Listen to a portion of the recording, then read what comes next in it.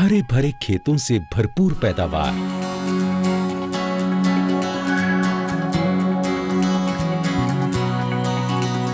अन्न के अंबार,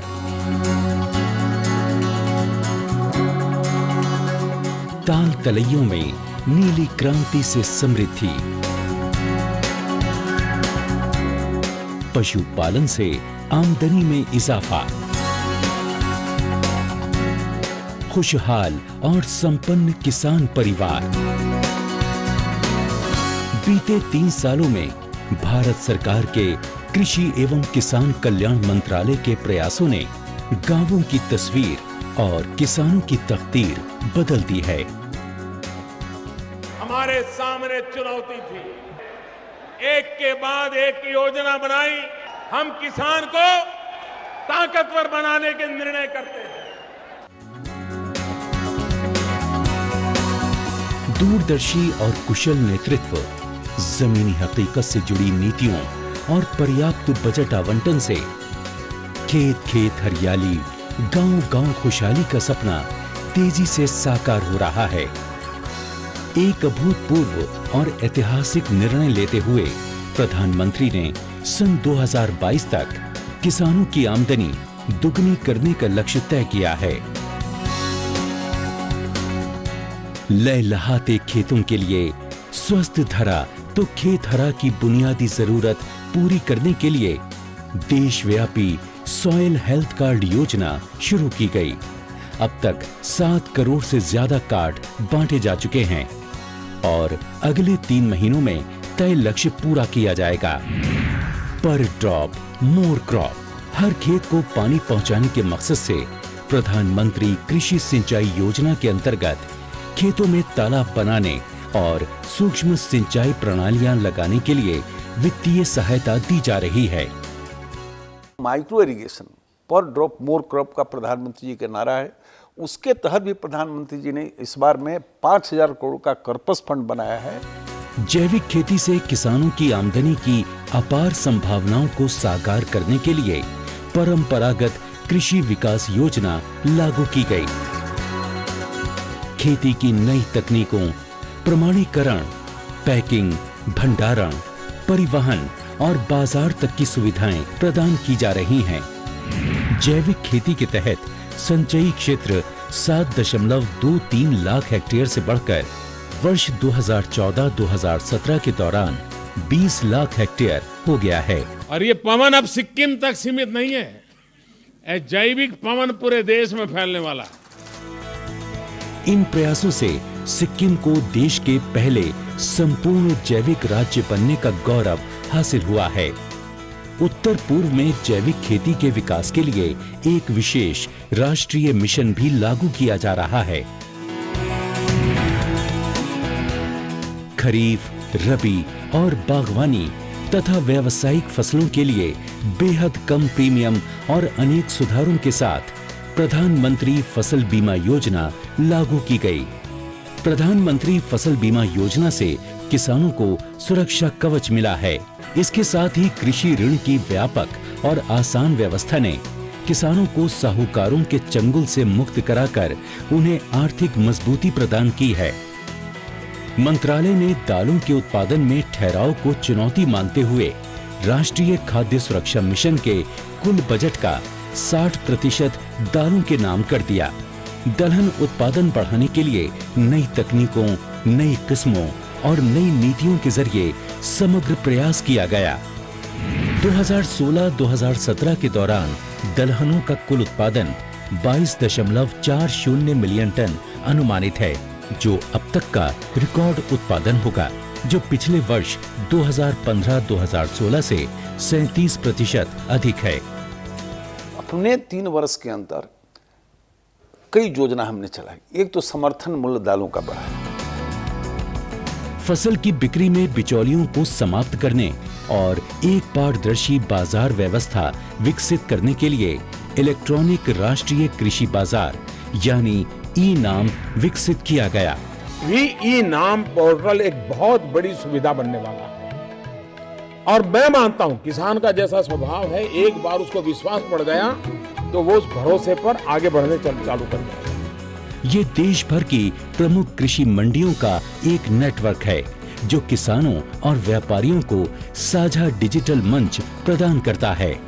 अब तक 13 राज्यों की 417 मंडियां इससे जुड़ चुकी हैं। इनकी संख्या जल्द ही 585 तक पहुंच जाएगी। 15 मई 2017 तक 20 करोड़ रुपए के 84 लाख टन कृषि उत्पाद का कारोबार ई नाम पर हो चुका है। 15 मई 2017 तक 46 लाख किसानों, 90,000 व्यापारियों और 46,411 कमीशन एजेंटों को ई नाम प्लेटफॉर्म पर पंजीकृत किया जा चुका है। साथ ही कृषि निर्यात को बढ़ावा देकर भी किसानों की आमदनी बढ़ाने की ओर ठोस कदम उठाए गए हैं। बागवानी विकास की अनेक योजनाओं को समेकित करके एकीकृत बागवानी विकास मिशन शुरू किया गया, जिसमें नई तकनीकों से लेकर कोल्ड चेन के विकास और बाजार सुविधाओं तक को वित्तीय सहायता दी जा रही है। देश के उत्तर पूर्वी, हिमालयी क्षेत्रों और जम्मू कश्मीर में बागवानी विकास के लिए विशेष पैकेज दिए गए, जिससे इन क्षेत्रों में अधिक बागवानी से किसानों की सामाजिक आर्थिक दशा में सुधार हुआ है। जम्मू कश्मीर में सैफरन पार्क की स्थापना करने से इस क्षेत्र के किसानों के लिए समृद्धि के द्वार खोल दिए गए हैं। शहद की व्यावसायिक संभावनाओं को देखते हुए मधुमक्खी पालन को बड़े पैमाने पर बढ़ावा दिया जा रहा है। पिछले 3 वर्ष में काफी उत्पादन बढ़ा है। पहले मुश्किल से साल में 2 करोड़ 3 करोड़ रुपया लगाते थे, अब 25 करोड़ 30 करोड़ रुपया अब हम मधुमक्खी पालन के विकास पर जोर देने के लिए कर रहे हैं और सभी राज्यों में एक विकास केंद्र उसका स्थापित कर रहे हैं। पिछले 3 वर्षों में डेयरी विकास के नए प्रयासों ने दूध उत्पादन की वृद्धि दर को रिकॉर्ड स्तर तक पहुंचा दिया है। गो पशुओं की देशी नस्लों के प्रजनन और संरक्षण को बढ़ावा देने के लिए राष्ट्रीय गोकुल मिशन की शुरुआत की गई, जिसके अंतर्गत देश के विभिन्न भागों में 14 गोकुल ग्राम स्थापित किए जा रहे हैं। साथ ही 2 राष्ट्रीय कामधेनु प्रजनन केंद्रों की स्थापना को भी मंजूरी दी गई है।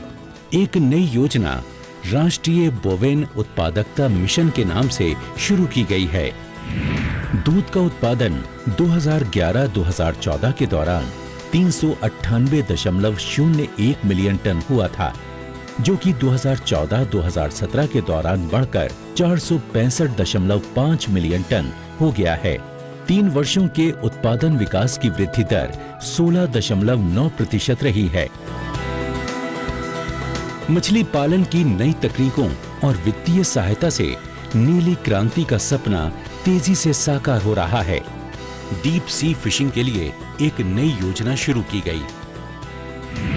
वर्ष 2011-2014 के दौरान मछली का उत्पादन 272.88 लाख टन था, जो कि 2014-2017 के दौरान बढ़कर 324.74 लाख टन हो गया है।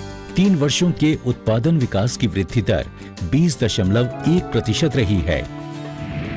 वर्ष 2011-2014 के दौरान अंडा उत्पादन 210.93 बिलियन था, जो कि 2014-2017 में बढ़कर 248.73 बिलियन हो गया।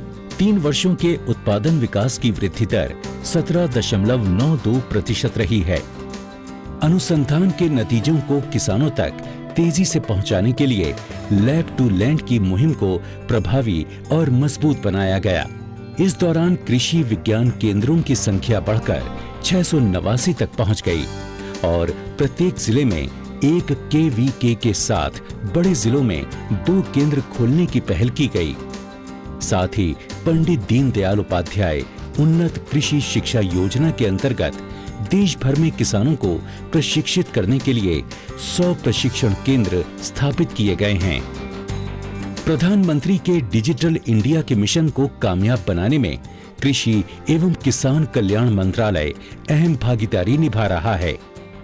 किसानों को उनके मोबाइल फोन पर अनमोल जानकारियों और उपयोगी सुविधाओं को उपलब्ध कराने के लिए अनेक मोबाइल ऐप विकसित किए गए हैं, जो किसानों के बीच बेहद लोकप्रिय हैं।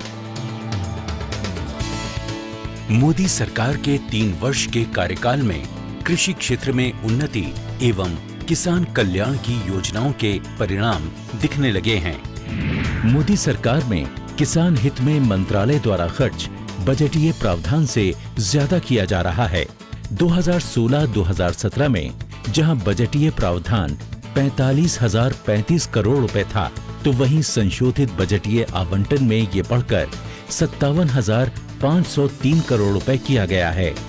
वर्ष 2016-2017 में खाद्यान्न उत्पादन के पिछले सारे रिकॉर्ड टूट गए हैं। इस वर्ष कृषि और उससे संबंधित क्षेत्रों की वृद्धि दर लगभग 4.4% रही है। 2016-2017 के दौरान तृतीय अग्रिम अनुमान के अनुसार देश में कुल खाद्यान्न का उत्पादन लगभग 273.38 मिलियन टन अनुमानित है, जो वर्ष 2015-2016 की तुलना में 8.67% अधिक है। यहाँ ये भी उल्लेखनीय है कि खाद्यान्न का ये उत्पादन पिछले 5 वर्षों के औसत उत्पादन से भी 6.37% अधिक है। ये एक झलक है पूरी तस्वीर बदलने के लिए। चाहिए आपका साथ ताकि पूरा हो सके हमारे प्रधानमंत्री जी का संकल्प, सबका साथ, सबका विकास।